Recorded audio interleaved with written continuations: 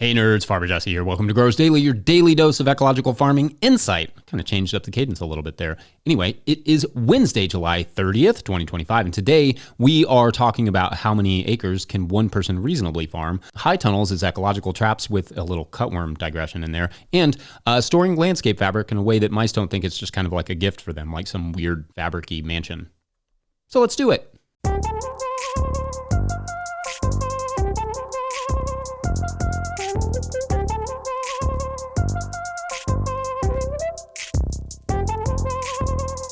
All right, welcome to Tilth Wednesday. We forgot Tilth Tuesday yesterday, and to be honest, I will probably forget more in the future, but rest assured that at least one day every week this year, generally Tuesdays, will be brought to you by our good friends over there at Tilth Soil. If you're looking for compost or propagation mix, check out tilthsoil.com. Link will be in the show notes. All right, so happy Tilth Wednesday, everyone. I hope you all are doing well and that the week is off to a generally good start for you. How are the gardens going? How about your sanity? I know that late July / early August can be a tough time in the gardens because we are all whooped and only really halfway through the bulk of the selling season, at least, with May, June, and July in the books, but still August, September, and October to go. Then, of course, you've got that whole winter farming thing, if that's your speed. I know several southern farmers who take some chunk of this time off in the summer because August can be such a brutally difficult, hot, and frankly somewhat boring month to grow food in because there are only so many crops that will tolerate the heat when you live in a hotter region. Plus, it's a nice time to find a beach or a creek or a hiking trail or whatever if you can and just,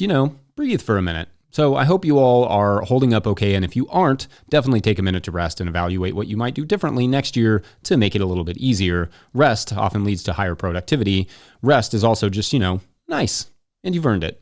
Anyway, we are still trying to get caught up on Patreon questions, so I'm going to keep rolling on them today and tomorrow, then get back to something a little bit more normal for next week. And by normal, I guess I just mean like Farmer Jesse rants about random things he wants to rant about. Anyhow, our first Patreon question comes to us from Sunny DeViles, who writes, quote, "Hey Jesse, are you managing an acre of veggies solo?" End quote. And great question. Thank you. So the answer is no, at least not for market, nor would I with the crops that we grow. That would be a lot. In my opinion, depending on what you grow and your initial investment and how you sell your produce, one person maxes out at about a third of an acre for a production farm like ours, like a market garden.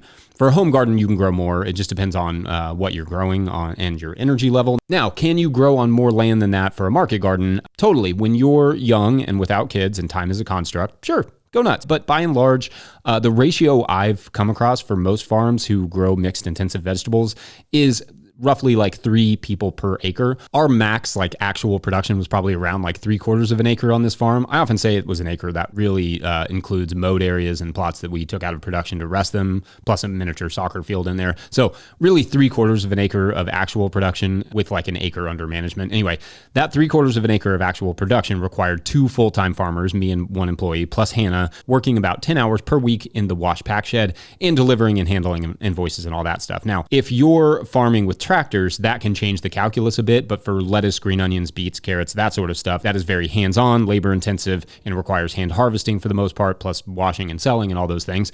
1/3 of an acre per person is about as much as I would recommend for an intensive market garden, at least for a place to start. Most small family market gardens think they need 5 to 10 acres. They probably only really need a slightly large backyard.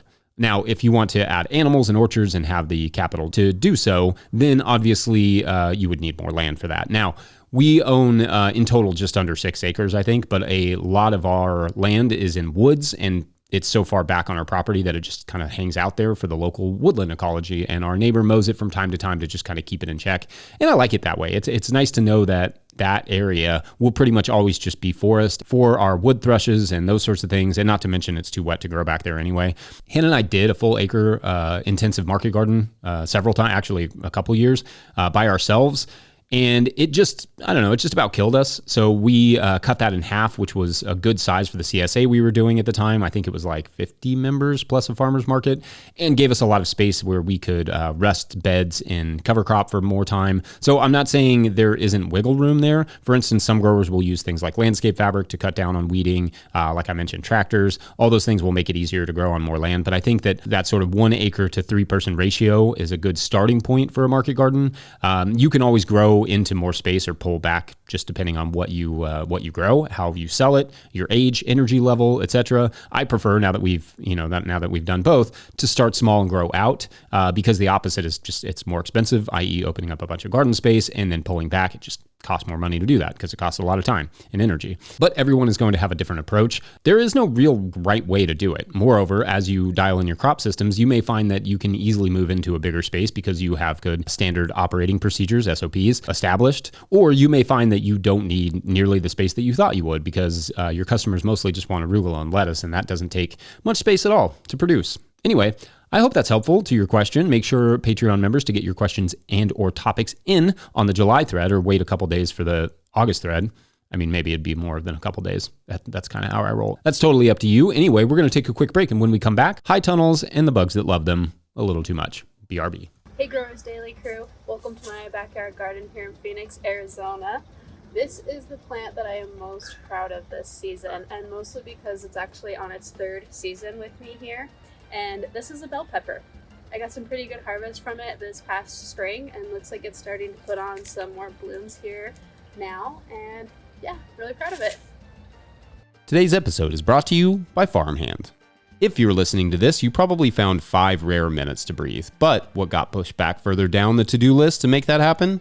If it's your CSA newsletter, you're not alone. Farmhand's new newsletter builder was made for busy farmers. It automates weekly emails, drives add-on sales, and makes it easy to keep your customers in the loop without spending hours behind a screen. It launches this summer, but our listeners can request early access now. Visit farmhand.partners/no-till. That's farmhand.partners/no-till. All right, back to the show. If you, the listener, are enjoying this podcast, getting even a small amount of value from it, consider supporting our work over at patreon.com/no-till-growers. If this show brings you maybe a couple dollars worth of value every month, that would be awesome. I hope it does. You can chip in over there at patreon.com/no-till-growers. I will try to get to questions from everywhere that questions come in, but I will always get to those Patreon questions. Now, today's second Patreon question comes to us from Patreon member Austin at Vital Root Farm, who writes, quote, "Hi Jesse, 2 hoop house questions. Of course, take them how you like. First, I'm in my second year of growing long season crop in a hoop house with roll-up sides. I love it, but I'm always saddened to see clouds of insects, the good and the bad, stuck in the peak of the frame. It seems to be a trap for them. They fly in the side and then up. It seems counterproductive to have an ecological farm with a giant indiscriminate insect trap. I don't think I can add a ridge vent to this hoop design, which is the only thing that I think could help. Any thoughts? Second, in the same hoop house, I have lost an unacceptable amount of pepper plants to cutworm. Whenever I look up how to manage cutworms without chemicals, the top advice I get is to till. Any thoughts on no-till management of cutworms at a mid-size scale? Thanks for this amazing content," end quote. All right, thank you, and great question here. And let's start with the first part about insects, both good and bad, getting trapped in a high tunnel, because this is what we call an ecological trap, and ecological traps are 100% a bummer. Now, if the insects are getting temporarily stuck in the top, you are probably losing some insects, but at night they are likely to kind of come down and leave that area, hopefully. The ridge vent would no doubt help with that, and we don't get clouds of insects stuck in the top of that tunnel ourselves. And I don't know how hard it would be to retrofit one of those to any old tunnel. You just have to call our friends over at Rimmel and just see. But it may not be necessary anyway. I suspect you are losing fewer insects who just can't make it out of the top than you might fear, though of course that would require study. So I can't say for sure. What definitely does often happen and can consume a lot of bugs in terms of high tunnels is there is an awkward gap between somewhere on the tunnel, maybe a fold in the plastic or a tiny gap near the door, and the insects kind of like mosey in there and then get stuck and or fried. What I would recommend in those situations is to find some problem areas and then buy some UV treated greenhouse tape and then sealing those areas off. Taping off those areas may do the trick nicely, just to keep them from building up and you from losing the good guys. We don't have any major places where bugs collect in our tunnel now that I can tell, and although I do think the ridge vent plays a part in that, I also think that the tunnels we have now don't have that issue so much, and just like in general, just by the design. I know that an old tunnel that we built had corners like with folded plastic in the sides where butterflies and all sorts of other stuff would get stuck, and that was depressing, so I feel you here. I can't remember what we did for those spots. Maybe we taped them, or maybe I just cut the plastic off. I can't remember. But anyway, yeah, it is possible to address that some way. Now, on the cutworms, this is a pest that we have had in the past, and it's not my favorite. Not that I have a favorite pest, but it's definitely not one of them. What we've observed is that cutworms often arrive in the first year after breaking in new ground, and then after that, they subside. I'm not sure why that is exactly, but there is also quite a few different species of cutworm, so it may be specific to ours out here in Kentucky. When we would get them, however, we would start to see a plant drooping and then dig around the base, usually pretty shallow, like an inch or so under the soil, to find a cutworm there, just completely girdling the plant. Then we would go down the row and pick out any more that we would see sort of preemptively or preventatively. Rarely did we see them do any like significant damage, but also significant damage is relative, right? We were doing over 2 acres of vegetables, so if we lost a couple pepper plants, it really wasn't a huge deal. If you have only like 20 pepper plants and you're doing them in a tunnel where that space is so valuable, well, that's like what, 10%. So that's comparatively a bigger issue. Anyway, the biggest thing, and frankly, this goes for almost every pest, but especially the worm-like ones, is the exclusion netting and crop rotation are going to be your best friends next season. The moths have to be able to get to the base of the plant in the spring to lay the eggs that turn into the pests after roughly, I think cutworms take like roughly a month, depending on the species and the location and the temperatures and all that stuff. So having those susceptible plants covered in the spring, again, especially after that first year where you break into a new plot of ground, will make a huge difference in preventing, cutworms next year. Then you will want to rotate away from that area with your Solanaceae crops so that you are not planting a fresh plate of food for the cutworms of next season. I know this will be a somewhat annoying theme throughout the time that I am alive and talking about gardening, but pest management really comes down to the best soil management possible. Keep it covered, planted, and undisturbed as much as you can. Good timing on your plantings, crop rotations, some help from the beneficials in your life, and potentially some row cover or insect netting when planting slightly out of season, like peppers going into cool soil or planting into an area that had a pest problem the year before, or potentially into newly formed gardens where the biology and available nutrients may not be established yet. That set of things I just described, that manages like 99% of pests right there. Of course, there will be some examples of pests that just don't take the hint. Ours is kind of harlequin beetles. They don't seem to always get the hint. But for the most part, those few things will do the trick. Anyway, I hope that's helpful, and thank you for the fun question, Austin. All right, up next, we'll take a quick break, and when we return, storing landscape fabric. Be right back.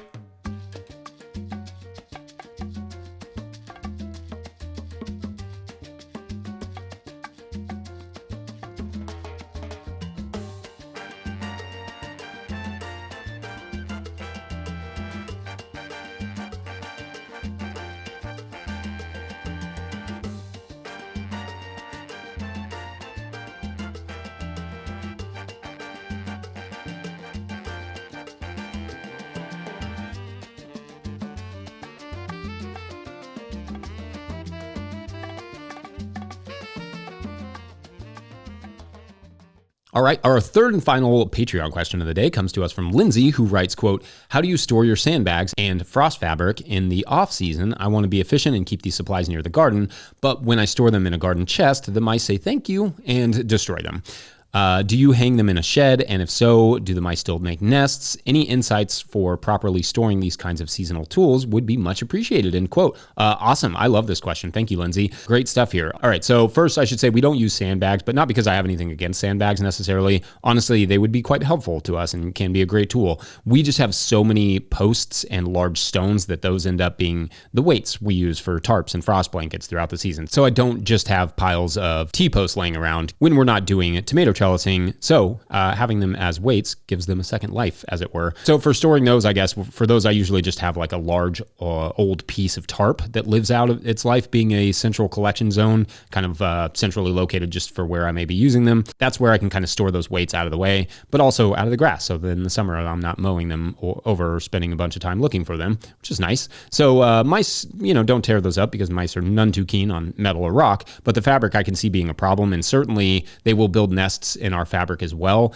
If you had a covered space where you could stack them neatly out of the sun but not fully cover them, that may help with your mice issues on the sandbags.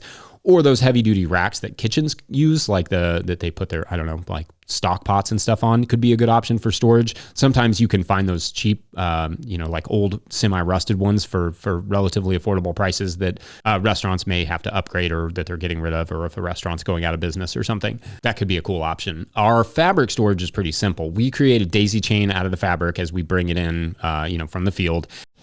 Okay, real quick daisy chain tutorial. You take your row cover, you make like a hoop out of it, right? Just like that, nice and big. And then you reach through that hoop and you grab the material and you make another hoop, right? Another hoop. Reach through that, grab the material, make another hoop, reach through that, grab the material, and so on. It is so hot outside. Boop. And then we just toss it over a few PVC pipes that we have affixed to a wall using like kind of heavy duty brackets. Basically, we bought a few sturdy brackets, cut a few pieces off of some 1.5 inch PVC pipe, and then put the pipes sticking out of the wall at say like 5 feet high, maybe just a few feet out. Then we just drape the daisy chain over the fabric on top of that. Now, mice will still get in there for sure. I don't see any way, to keep mice out entirely without sealing it off in plastic or in totes, which to me would potentially just increase the risk of rot or mice habitat from holding in moisture and possibly decreasing the lifespan of the fleeces. Our cats help with mice, of course, as do our snake populations, but frustratingly, mice are always going to be around gardens. I do think that having the frost blankets hanging out in the open air is a bit less tempting for mice, though slightly more tempting for things like wrens and sometimes wasps, which is an exciting surprise. Anyway, I would be curious to hear what other people might suggest on this front, so put those in the comments section and we will get to that on Feedback Friday. Otherwise, I think that will do it for this Wednesday edition of Growers Daily, Tilth Wednesday. Don't forget, No-Till Growers is now officially a nonprofit 501c3, so donations are tax deductible and greatly appreciated. If you're like, that sounds cool, go down to the show notes section and you can find information about how to support us. Please make sure to like and subscribe and or follow wherever you're getting this podcast. That's an easy way to help us out. Enormous thank you to all of our show sponsors. And if you'd ever like to sponsor this show, you can reach out to Farmer Michelle at notillgrowers.com. Huge shouts to Willie Breeding for the theme music, Mike Hilbert for the production help and editing, and the team at No-Till Growers. Also, shouts to Epidemic Sound for the background music that you can hear. Pick up a hat. I decided to rock the corduroy one today, which is fun. It's a good choice. Or a copy of the Living Soil Handbook from notillgrowers.com to support our work. Big thank you to everyone over at patreon.com/notillgrowers, where at a certain level, or if you just bump up from one level to another, or you sign up in the month of July, you get a shout on the show. So big shout outs today to Tom Walker. So, as you will remember, our friends just started their dream farm, the pizza farm, and right across the street, a new farm opened up, just without any warning, burger farm. So on one side, you had pizza farm. On the other side of the street, you had burger farm. So on the one hand, this could be like one of those comedic, friendly competitions and feels like the story this would be, right? But it does not go that way at all. When burger farm and pizza farm open up, strange things begin to happen. One night, for instance, someone breaks into the pizza farm store and stuffs the pizza oven full of lard. Lard, of all things. It's a nightmare to clean up. And even once the pizza farmers burn it off, it smells of old rank lard for weeks. So the pizza farmers, assuming that the culprit is obvious here, retaliate by changing the burger farm sign to murder farm, and it just begins to spiral completely out of control. But what happens next? Well, that is for tomorrow on the Great Pennsylvania Food War, or something better than that as a title. Anyway, thanks for watching and or listening. We will see you tomorrow. Hoop House. Hoop House.